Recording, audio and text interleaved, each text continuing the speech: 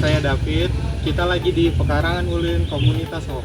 Nah, di Komunitas Hong ini ada pelestarian permainan-permainan khas tradisional adat Indonesia. Mari ikuti keseharian kita. Ayo kita lihat. Di tengah derasnya arus globalisasi, ada satu hal yang tetap harus kita jaga dan tidak boleh hilang, yaitu tentang budaya lokal, khususnya pada permainan tradisional yang menjadi cerminan identitas bangsa. Komunitas Hong yang berdiri sejak tahun 2003 di Desa Cibural, Kabupaten Bandung, adalah bukti nyata bahwa warisan budaya bisa tetap hidup meskipun di tengah perubahan zaman. Didirikan oleh Kang Muhammad Zaini Alif, komunitas ini telah mendokumentasikan lebih dari 890 jenis permainan tradisional Indonesia. Dengan nama yang terinspirasi dari teriakan khas permainan petak umpet Sunda, Hong menjadi simbol semangat kebersamaan dan eksplorasi budaya. Di sini, permainan bukan hanya tentang kesenangan, tetapi juga tentang belajar, membangun kreativitas, dan menanamkan nilai-nilai kehidupan. Melalui kunjungan ini, kami ingin menggali lebih dalam tentang nilai dan juga filosofi yang terkandung dalam permainan tradisional, dan hadirnya komunitas Hong menjadikan bukti kepada kami bahwa tradisi bukan hanya sekedar kenangan masa lalu, tetapi warisan yang harus terus dilestarikan untuk masa depan. Hong itu diambil dari sebuah permainan. Kalau misalkan teman-teman dulu pernah mengalami yang namanya petak umpet atau ucing sumput, nah kalau misalkan ketemu suka bilang Hong kan? Hong. Hong itu artinya ketemu. Jadi komunitas Hong adalah komunitas yang menumbuhkan kembali mainan dan permainan melalui nilai-nilai yang ada di dalamnya. Awal mula didirikan komunitas ini adalah kekhawatiran Kang Zaini. Jadi Kang Zaini itu beliau adalah pendiri komunitas Hong dan peneliti permainan tradisional di Indonesia ini. Gitu. Jadi beliau sudah menemukan dan collecting 2.600 jenis permainan tradisional seluruh Indonesia. Bahkan beliau dari mulai S1 sampai dengan doktor itu tentang permainan tradisional semua. Nah, dari hasil riset dan penelitian beliau pengen mendirikan sebuah komunitas ini biar bisa tersebar luas untuk permainan tradisional ke warga masyarakat atau memang ke anak-anak sekolah ataupun guru-guru. Komunitasnya memang punya juga tempat di Subang sana juga. Oh, di Subang. Betul, cuman di setiap tempat beda permainan. Jadi kalau di Subang itu permainan sawah dan angin. Kalau di sini permainan lebih ke kayak ladang gitu kan. Kenapa tidak tuh ini. dibedain? Karena kan masyarakat di Indonesia berbeda-beda. Karena kan pengenalan masyarakat di Indonesia itu ada 3 primordial kan.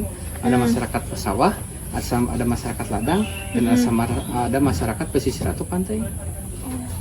Itulah kekayaan Indonesia. Jadi permainan pun berbeda. Bagaimana permainan di ladang, bagaimana permainan di sawah, bagaimana permainan di pesisir.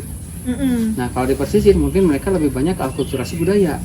Tetapi kalau misalkan di permainan lebih di sawah, itu mereka lebih permainan yang memang menggunakan banyak permainan. Tapi kalau misalkan di wilayah banyaknya ladang, banyaknya lahirnya main atau toys atau cocokan. Gitu, karena mereka kalau ladang itu kan jauh pada jauh. Iya. Kalau sawah dekat pada dekat. Kalau pantai mungkin mereka kan karena bercampur dengan tim yang lain dan sebagainya jadi banyak akulturasi. Karena kenapa sih kita giat sekali misalkan mensosialisasikan atau misalkan mengenalkan kembali permainan tradisional, karena bagi kita permainan itu bukan hanya sekedar main-main, tapi bagaimana permainan tradisional sebagai pola pendidikan. Jadi kalau misalkan sekarang digembar-gemborkan pendidikan karakter gitu ya. Nah, kalau karakter itu sebetulnya bukan diajarkan, tapi dibiasakan habit gitu kan. Jadi kalau misalkan sudah dibiasakan jujur, biasakan empati, dibiasakan kerjasama, mungkin mereka akan terbawa ke masa dewasanya. Nah, kenapa medianya adalah permainan tradisional gitu. Banyak yang baik, terutama memang mungkin kita mungkin sebelum kita kenalkan dan kita yakinkan masyarakat atau orang-orang, kita mungkin disebutnya komunitas yang memang aneh gitu kan. Permainan kok dibikin komunitas dan tentu fiktif kan mainan itu apalagi misalkan kalau dulu itu sebelum pemahaman ke orang tua gitu kan, kamu main aja gitu dan sebagainya, kapan belajarnya gitu kan. Padahal permainan itu sebenarnya mereka sedang belajar gitu kan. Lalu juga misalkan sama pemerintah juga tidak dianggap gitu kan, padahal kita itu untuk mensosialisasikan permainan tradisional untuk pola pendidikan juga gitu kan.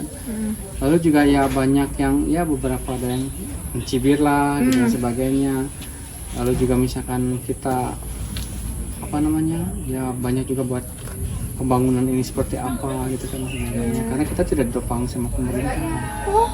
Iya, karena ini dari Kang Jenny sendiri untuk membangun tempat ini Sendiri berarti sendiri ya. dari mulai apa namanya bikin bangunan dan sebagainya ya itu sendiri.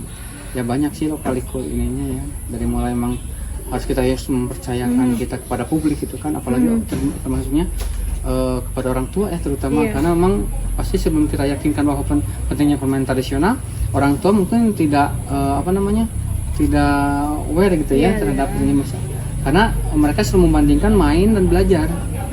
Padahal bermain itu adalah belajar. Bahkan kan kayak Jarduantara mengatakan setiap tempat adalah ruang, setiap tempat adalah kelas. Setiap orang adalah guru.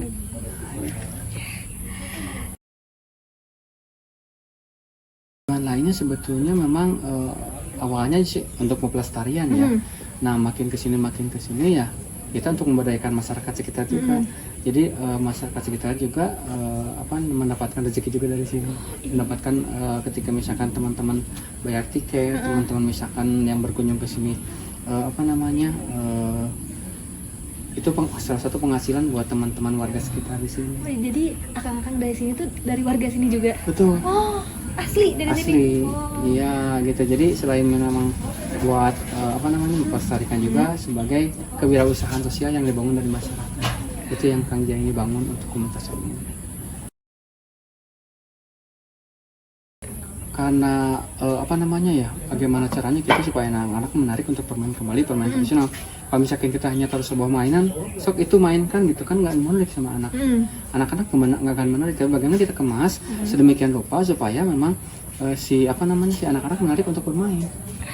Gitu. Jadi seperti misalkan kita ada levelingnya, kita bagaimana misalkan ada tantangannya. Kalau misalkan dewasa kita bikin misalkan mengumpulkan poin dari setiap poin dan sebagainya. Bagaimana kita kemas supaya seperti seolah-olah mereka juga kayak seperti bermain game yang ada di online gitu ya. Yang apa mereka senangnya anak-anak itu adalah tantangan.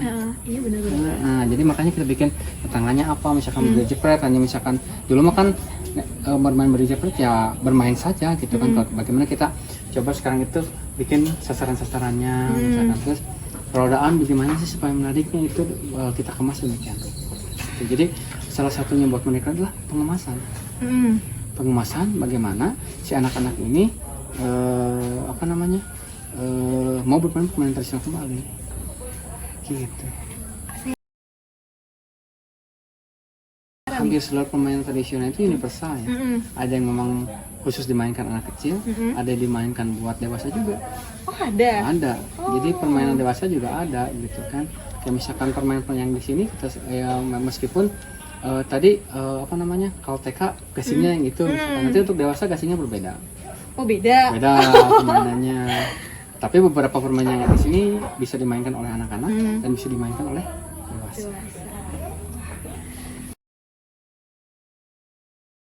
Ya buat masyarakat, anak-anak, terutama guru-guru dan orang tua, teruslah bermain permainan tradisional, menggunakan permainan tradisional terhadap semua kalangan, karena permainan tradisional sebagai pola pendidikan, jati diri bangsa dan tanah budaya.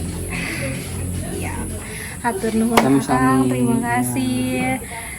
Sekian dari wawancara saya, perwakilan dari kelompok 7 bersama Kang Cecep. Siap. Terima kasih. Kegiatan komunitas Hong tidak hanya melestarikan warisan budaya saja, tetapi juga menanamkan nilai-nilai luhur yang sejalan dengan butir-butir Pancasila. Nilai ketuhanan yang Maha Esa tercermin dalam rasa syukur terhadap warisan budaya yang diberikan oleh Tuhan. Melalui permainan ini juga, mereka mengajarkan perilaku adil dan beradab sesuai dengan nilai kemanusiaan yang adil dan beradab. Semangat persatuan Indonesia terlihat dari upaya mereka menghidupkan permainan tradisional dari berbagai macam daerah untuk memperkuat ikatan bangsa. Setiap kegiatan di komunitas Hong dijalankan dengan prinsip kerakyatan yang dipimpin oleh hikmat kebijaksanaan dalam permusyawaratan perwakilan melalui musyawarah dan kerja kelompok. Sementara itu, akses yang merata bagi semua anak tanpa diskriminasi menunjukkan komitmen mereka terhadap keadilan sosial bagi seluruh rakyat Indonesia.